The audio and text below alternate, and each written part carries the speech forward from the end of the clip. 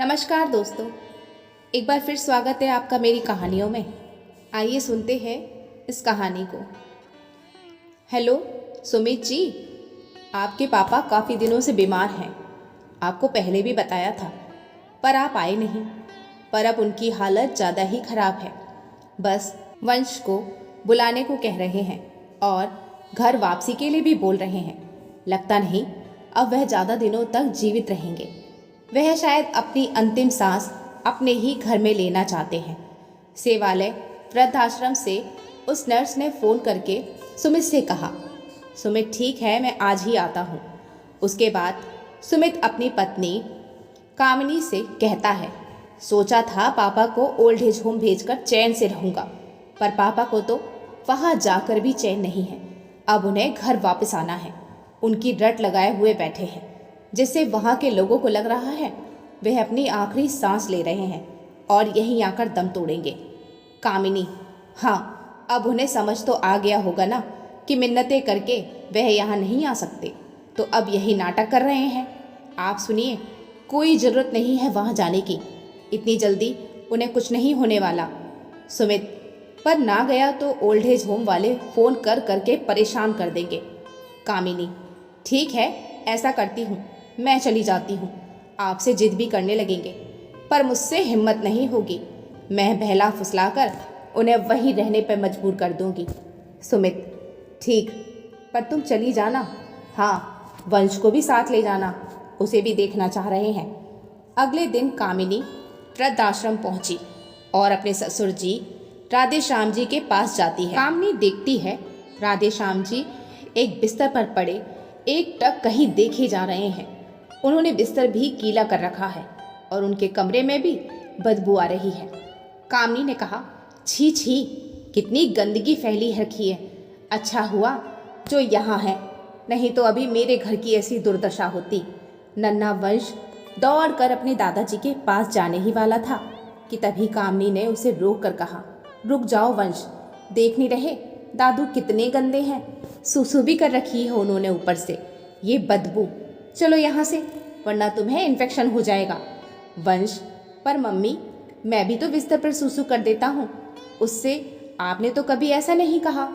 तब तो आप बेडशीट बदल देती हो और मेरे कपड़े भी, तो दादू की भी बेडशीट और कपड़े बदल दो ना। बेचारे दादू को यहाँ कोई भी नहीं देखभाल कर रहा। आप इन्हें घर ले चलो, हम इनकी बेडशीट और कपड़े बदल दिया करेंगे। कामिनी, बेटा तुम छोटे हो और छोटे बच्चे तो बेड पे सूसू पॉटी करते ही हैं, पर दादू तो बड़े हैं ना, उनके सूसू से तुम्हें इन्फेक्शन हो सकता है, इसलिए तो इन्हें यहाँ रखा है। ये लोग भी अभी सब बदल देंगे। कामिनी और वंश की बातें सुनकर राधे श्याम जी कुछ बोले तो नहीं, पर सिर्फ इशारे से कामिनी को पास बुलाया। कामिनी वंश को दूर खड़ा रहने को कहकर खुद भिनभिनाती हुई राधे श्याम जी के थोड़ी दूर जाकर खड़ी हो गई। राधे श्याम जी, सुमित नहीं आया? क्या इन्होंने नहीं बताया कि मेरे घर वापसी का समय हो गया है? इससे पहले राधे श्याम जी अपनी बात खत्म कर पाते, कामिनी चिल्ला कर कहती है, क्या घर वापसी की रट लगाए हुए हैं? हालत देखी है अपनी। ऐसे में घर आकर क्यों हमारी परेशानियां और बढ़ाना चाहते हैं? हमारी नहीं तो कम से कम अपने पोते के बारे में तो सोचिए। कान खोल कर सुन लीजिए, यही आपका घर है, आपको अब यहीं रहना है। पूरी उम्र चुपचाप यहाँ से रहिए, जब उन्हें समय मिलेगा तो वह आ जाएंगे। यह कहकर कामिनी वंश को लिए चली गई। उसी शाम सुमित को वृद्धाश्रम से फ़ोन आया और उन्होंने बताया कि उनके पिताजी अब इस दुनिया में नहीं रहे। आप आकर इन्हें ले जाइए और उनका दाह संस्कार करवा दीजिए। सुमित ने ये बात कामिनी को बताई, जिस पर कामिनी ने कहा, चलो मुसीबत टली। पर सुमित को थोड़ा दुख तो हुआ। फिर वह अपने पिता के शव को लेने गया। राधे श्याम जी के शव के साथ उनके सामान को भी सुमित ले आया था। सारे क्रियाकर्म के बाद कामिनी ने सुमित से कहा, आप पापा के सारे सामान को भी नदी में फेंकाइए, इनके बदबूदार कपड़ों को हम क्या करेंगे।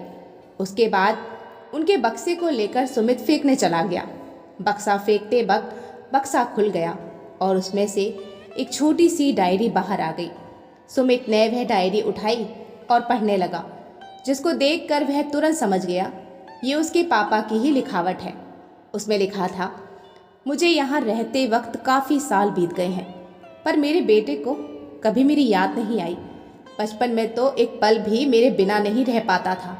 उस वक्त उसके आंसू तो उसकी माँ भी नहीं पोंछ पाती थी, पर आज मेरे आंखों के आंसू उसे क्यों नज़र नहीं आते।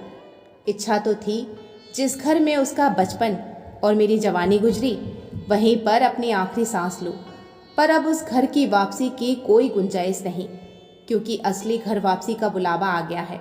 सोचा था अंतिम समय में उसे गले लगा कर विदा लूँगा और वंश को ढेर सारा आशीर्वाद देकर जाऊँगा, पर शायद उसने मेरे घर वापसी का अलग अर्थ निकाल लिया और खुद ना मिलने आकर बहू को भेज दिया। चलो जाते समय वंश को देख तो लिया। मेरी तरह घर वापसी किसी की ना हो, मेरी अंतिम इच्छा भी है। मेरा बेटा सुमित, मैं नहीं जानता तू कभी मेरी आखिरी शब्द पढ़ेगा भी या नहीं, पर ये सारी बातें लिखकर मैंने अपने दिल का बोझ हल्का किया है। जो तू यह पढ़ेगा तो समझेगा, कम से कम मेरे मरने के बाद ही सही। तुझे मेरी भावनाओं को पता तो चलेगा, और जो नहीं पढ़ा तो पहले भी खामोश था और अब भी मेरे आखिरी शब्द मेरे साथ खामोश हो जाएंगे। सुमित ये पढ़कर फूट फूट कर रोने लगा और फिर वह डायरी लेकर घर पहुंचा। उसके बाद पहुंचते ही कामनी कहती है, फेंक आए सब, अब चैन मिला, बड़ा सुकून मिल रहा है। अब आपको पता है उस दिन वह घर वापसी की बात कर रहे थे, ऐसा सुनाया कि सीधे परलोक ही सिधार गए। सुमित गुस्से से कहता है, घर वापसी की वे बात तो कर रहे थे, पर वह इस घर की नहीं जहाँ से हम सभी आए हैं उस घर की बात कर रहे थे। और याद रखना, हमें भी वहीं एक ना एक दिन जाना है और इस स्थिति में से होकर गुजरना है।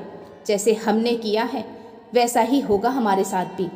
मैं तो तैयार हो चुका हूँ इसके लिए, तो तुम भी तैयार हो जाओ। दोस्तों, ये थी हमारी आज की छोटी सी कहानी। आपको कैसी लगी हमें कमेंट में ज़रूर बताएं। मिलते हैं ऐसी ही एक अच्छी सी पारिवारिक कहानी के साथ। कहानी यहाँ तक सुनने के लिए आप सभी का बहुत बहुत धन्यवाद।